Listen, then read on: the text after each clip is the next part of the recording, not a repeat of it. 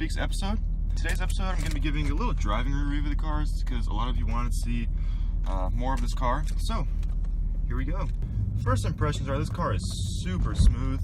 Everything's smooth about it. Every little thing is just so smooth. The acceleration, the braking, the ride. It's meant to be easy. The ergonomics on this car are very good. Everything is just perfectly positioned.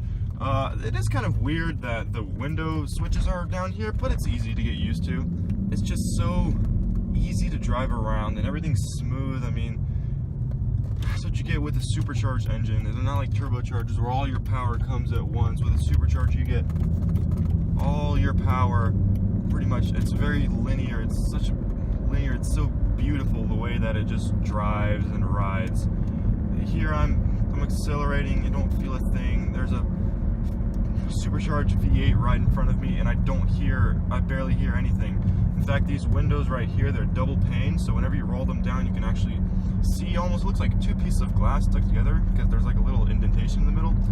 But it's so nice. It's just so quiet on the inside. I feel like you could, in reality, straight pipe this car, and you could actually not hear too much drone on the inside just because the sound insulation is so perfect. It's so serene in here. I mean, as I said, I have a supercharged V8 producing almost 500 horsepower, not a foot in front of my feet, and I can have a normal conversation. But then again, that's what you expect from an S-Class Mercedes.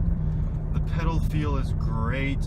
The brake feel is so smooth. However, it does take some getting used to because the first couple of inches of travel don't really do anything. They just activate the rear lights pretty much. So whenever you're braking, you kind of have to press a little bit more. It doesn't mean that the car won't stop. It just means that the pedal feels a bit delayed. I mean, this car has, I believe they're 8-piston brakes up front, so stopping is definitely not an issue. Here, cruising at medium speeds around town, the car, as I said, it's not too wide. It's definitely wide. It's definitely a larger car, but it's not. I have to constantly be checking my mirrors to make sure that I'm within the lanes like you have to do in many trucks. But in this car, it's still, in a way, a city car. You can still drive it around the city. It's very easy. It's very simple. That's a main recurring theme, that these Mercedes, they're made so elegantly to be driven by anybody. I mean, the target audience of this car was older people. I mean, there's no denying that. This car is definitely not a driver's car. It might be an AMG, but it's not a driver's car. A driver's car is one that's very connected with the road, one that you feel every little vibration in the steering wheel. I mean, this car has good steering wheel response, but it's definitely not super communicative. It's direct, but it's not communicative. It's a very leisurely experience. It's very good for long sweeping turns. It's not necessarily. This definitely isn't an autocross car. However, whenever you do turn on this ABC Sport right here, ABC is the active body control, where that's just the air suspension of the car. When you turn that on and you start going around turns, this car feels almost 1,000 pounds. It feels almost 1,000 pounds lighter than it did before. 500 to 1,000 pounds. It stiffens up the suspension. It makes the whole experience just a bit more sporty. It's still comfortable. It's not harsh. You can leave it on in ABC Sport, and you won't feel jarred or anything whenever you're driving. It's still a very smooth experience. Here I'm about to get on some highway. I'm about to demonstrate the paddle shifters of this car. For a transmission of this age, this transmission is sublime. It shifts rather quickly. It's definitely not like the dual clutches of today. I mean, it's not as fast as the dual clutch in most Volkswagens of today. But for a normal torque converter automatic from 1999, essentially, even though this is a 2003 model, it is sublime. Whenever you're around town, it's very smooth. It shifts at just the right points. But whenever you throw it into manual mode, like I am right now, you can really, and very direct response. Also, now it's kind of to showcase just the amount of raw power this car has. In no way is this car a circuit racer or anything, then by no stretch of the imagination. However, this car is definitely a highway puller. This car was made for the Autobahn. This car was made to feel comfortable at 150 miles per hour. Second gear in this car can break any speed limit in the whole country. Second gear is claimed to go up to around 85 miles per hour. These gears are so long because this engine is so powerful that they can afford to put these long gear ratios in there. And I'm about to get on to a more serious part of highway, and I'll give a higher speed review. As I said, this car, it's very, very planted at any speed that I've taken it to. It's so linear and just nice to drive around. It's not necessarily a purist car because it's so dulled down, but for an older person who doesn't like to be jolted around but who also likes to have a presence, this car is simply sublime. I'm using the word sublime a lot. It's a good word that I can use to describe it. It's so comfortable, it's smooth, it's relaxed. And here we're doing around 65 miles per hour, and I feel there's no vibration in the steering wheel whatsoever. There's no shaking and vibrating throughout the car. Everything just feels like it's still brand new from the factory, like they just finished tightening up the bolts. The car is not tracking in one direction or another.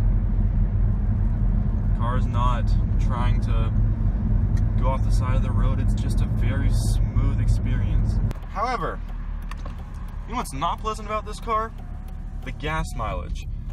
I drive it mostly city miles, and I'm getting around 15.3 miles to the gallon. Now, this may not seem too bad, but over 3/4 of my miles on this tank have been strictly highway miles, where I averaged around 55 miles per hour. So the most I've gotten this car up to was around 20 miles per gallon, but that's the upper limit. You can't get any more than 20 miles per gallon in this. If you can, that's excellent. But 20 miles per gallon is the most I've ever gotten in this, and that's what you expect. This car is older. It doesn't have cylinder deactivation, I'm pretty sure. I mean, it has a 5-speed where whenever I'm cruising at 45 miles per hour around town, the transmission isn't even in its final gear. It's still in 4th gear, given it's at 1,800 RPM, but still, these gears are insanely long.